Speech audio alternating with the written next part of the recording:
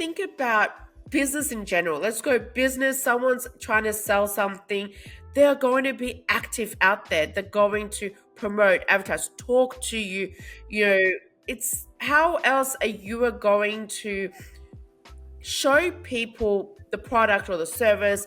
You're the candidate, you are effectively are selling yourself. How else is someone to know that you are interested, that you can do the job without putting yourself in front of them? And I always tell our clients that you need to call, and a resume is just not enough, because like you were saying before, perhaps on paper they're just not selling themselves. That phone call gives them a second chance. As a recruiter, you are their second chance.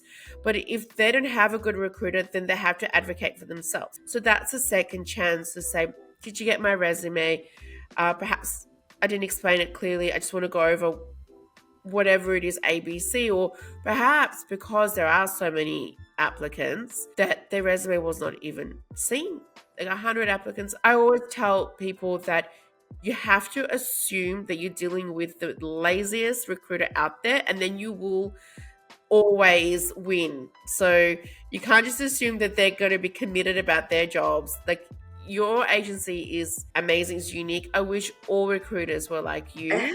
I think that people will be so much happier in their work because they'll be in the right companies, they'll feel more at ease, they feel like they've got that person behind them supporting them. I just wanted to quickly add that even though, yes, we do tell our clients to call the recruiters, I want to assure you, we also tell them not to bombard the recruiters with phone calls. So just to put you at ease there. Yeah, you're scaring me. No, I'm kidding. Yeah, once a week is also good. And we always say, like, you know, you can try first with a phone call, but if you can't get through, then you can just follow up with an email, because an email is sort of, it's non-invasive. It's easy. They can read it when they're ready. If you're in process, it's going to be a little bit different. But if you've not actually been represented for a role yet, then it's good to just clarify like the communication times and timeframes around that, because like, we keep an extremely clean database, so like we know who's available. Like, we can do a quick search and bring up a list of people instantly, so you won't actually be missed from us. If you've not had a call, it is genuinely because there isn't a role that would suit your skill set that's come in, and that's factual. Like, over 80% of the roles we fill come from our database because we keep it clean within an inch of its life, which is incredible. Like, I've never seen anything like it. No, like when I worked for an agency, we did not have that. We had the only database we had were the candidates that we put that were accepted for the role. Then we logged them in as that's our candidate. Bam. Anyone else were all over my inbox and in different folders, so there's no way I would be able to process them. And I forget, like, I would have in my mind like they were really good for this. Definitely when a role comes up, I have to remember them. But you meet so many people and you forget. And only one time was I really able to fulfill a promise like that, where, really sorry, but this is not the right position for you. But should something come along, I will get in touch with you. And I heard like the defeat in this person's voice. Like, you're like, yeah, right. Like, I've heard this story before. And it was just lucky that literally two days later, the position came up. So he was still fresh in my mind, especially the defeat. I felt so sorry. Yes, I was able to follow it up and put him forward, and he was successful. And that just made it sweeter for both of us, I reckon. Yeah. But yeah, without that database, it made it really hard as a recruiter for me to fulfill that. But it's just so important, and I'm glad that you guys have a database, and I hope other recruiters do. We had a small boutique. It's just not something that was even thought of, I don't believe, which is a shame, because it's a waste of all these resources, all these people. I think a big issue with a lot of organizations that do their own recruitment, like TA teams, for example, is they don't have anything in place to be able to re-engage with people that have shown interest in their organization sort of 12-18 months prior, even 3-4 months prior. So every single time they're recruiting for a role, they're putting up an advert and they're hoping that the good talent comes through there. But what is their actual way of re-engaging with talent that has shown interest in their organization 6 months ago? There's nothing. So Nothing. the re-engagement is just not there, whereas we re-engage all the time. We've got HR candidates that have joined with us when we started 9-10 years ago, and now they are in CPO level roles, but we've got their CV on file for when they were an HR admin.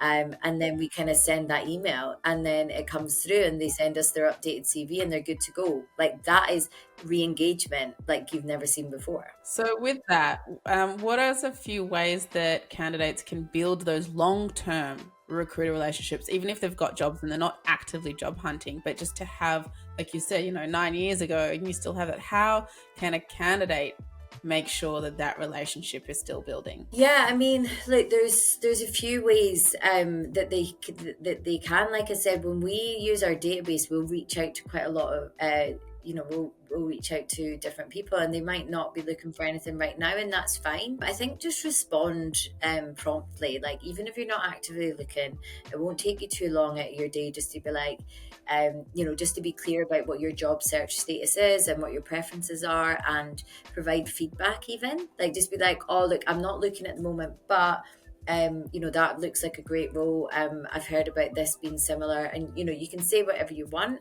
Before we get into the nitty-gritty of this topic, we just wanted to check in and say that if you believe that you need some assistance and that we could help you, reach out to us today, check out our website, join our newsletter. We'd love to be in touch. We wanted to quickly mention that subscribing to the podcast is the best way to support the show and ensure you never miss an episode. It's super easy. Just click the subscribe button whenever you're listening. Thanks for tuning in. You can also, you can even refer a friend. That's what we love.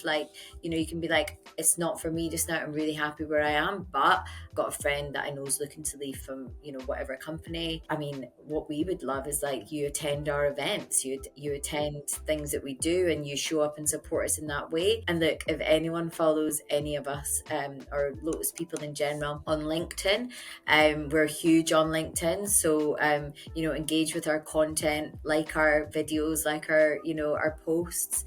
That's obviously going to be really great for us. That's just showing support. But yeah, I think it doesn't have to be anything. It can be a thank you, but not just now if a recruiter engages with you.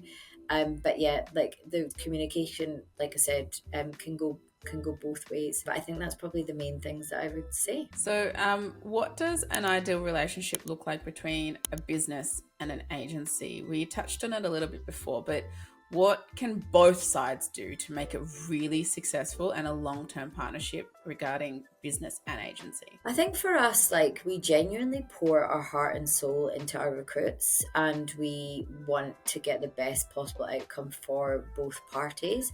And I think just treating us as an equal, knowing that it's a two-way relationship.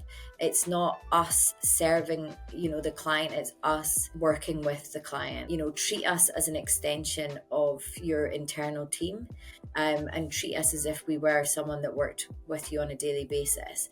I think if you can hold those sort of standards, then you're always going to get the best results from your recruiter. Take the time just to give us a thorough job brief. It would only take half an hour, but we have things that we need to know in order to make sure that we're getting you the right person. That saves hours and hours and hours of the working week.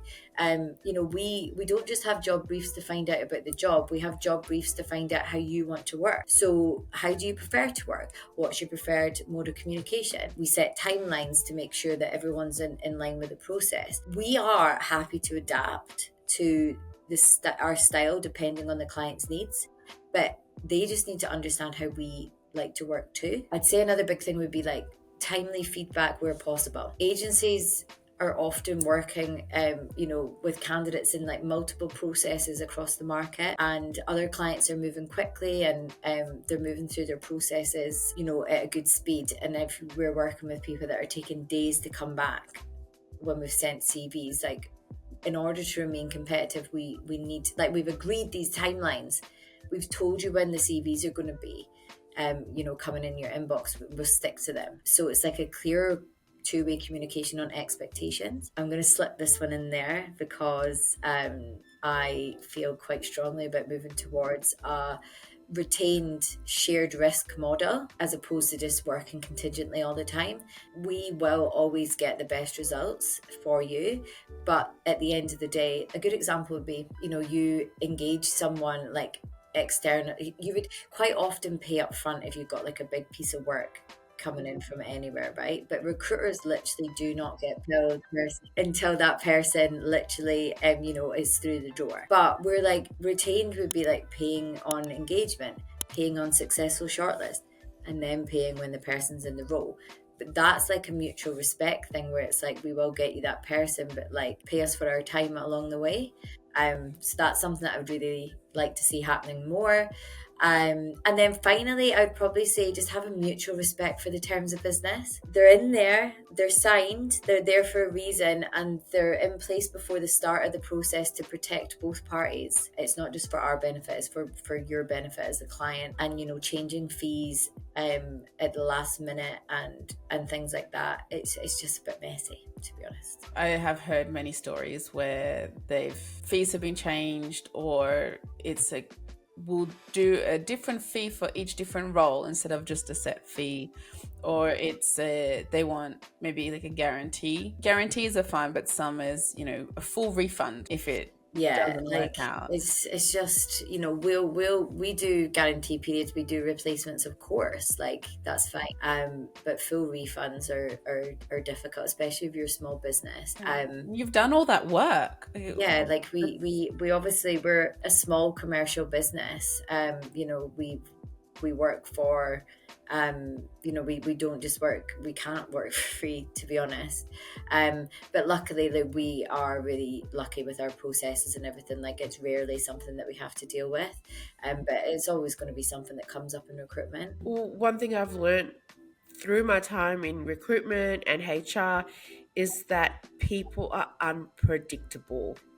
And I've had the most interesting people come through, from like really bizarre characters to some of the most inspiring individuals. And there's a lot that you can even learn from a candidate. Like, you can learn a lot just from the people that you connect with and hire and all that, but you can't fully trust 101%. That's why having those really good processes in place is great. I know for me, like, yes, I did recruitment with an agency, but when in HR, I did internal recruitment.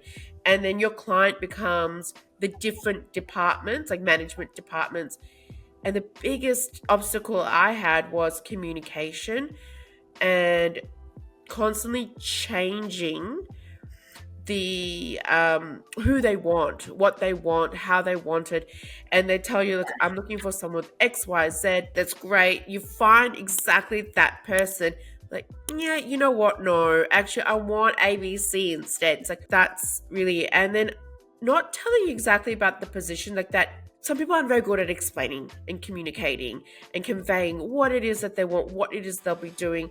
One thing I found that was really helpful, and I wasn't able to do that with every position and with every company, but actually spend the day sitting there. So one of our clients was the ATO, and during the tax time period in a financial year, that's when we need to hire a lot of people for the call center.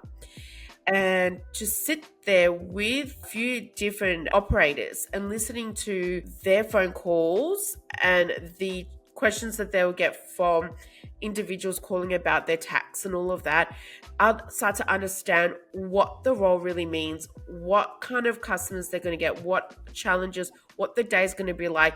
It made it that much easier for me, not only to identify the right candidate, but to actually tell the candidate what to expect in that job. So that was also great, because when the candidate knows what they're going for and what they're interviewing for, there's no surprises.